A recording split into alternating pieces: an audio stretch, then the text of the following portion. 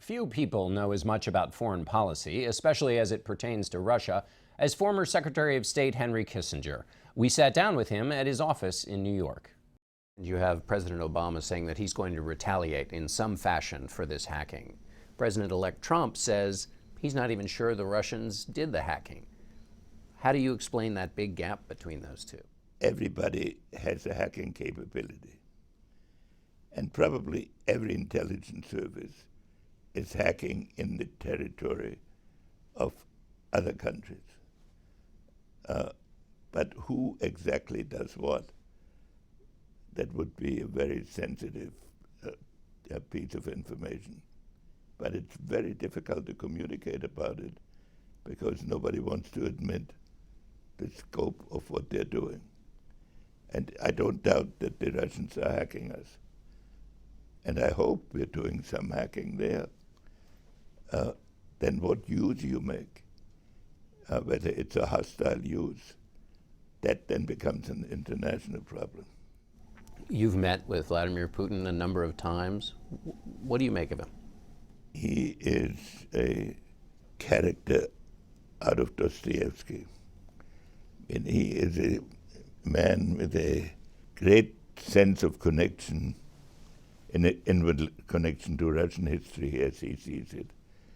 And he is a cold calculator of the Russian national interest as he conceives it, and which he believes, probably correctly, has some very unique features.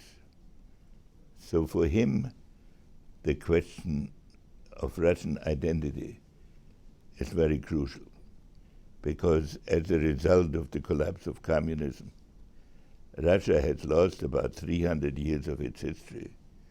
And so that the question of what is Russia looms very large in their mind.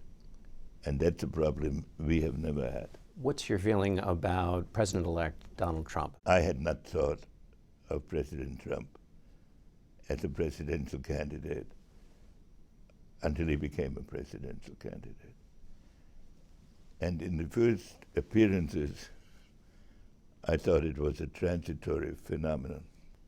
But I give him huge credit for having analyzed an aspect of the American situation, developed a strategy, carry it out against his leadership of his own party, and prevailing. Now his challenge is to apply that same skill to the international situation. You told Jeffrey Goldberg of The Atlantic that with Donald Trump it could create opportunity, but also serious dislocation. What's your assessment now of that? Donald Trump is a phenomenon that foreign countries haven't seen. So it is a shocking experience to them that he came into office. At the same time, extraordinary opportunity. And I believe he has the possibility of going down in history as a very considerable president, because every country now has two things to consider.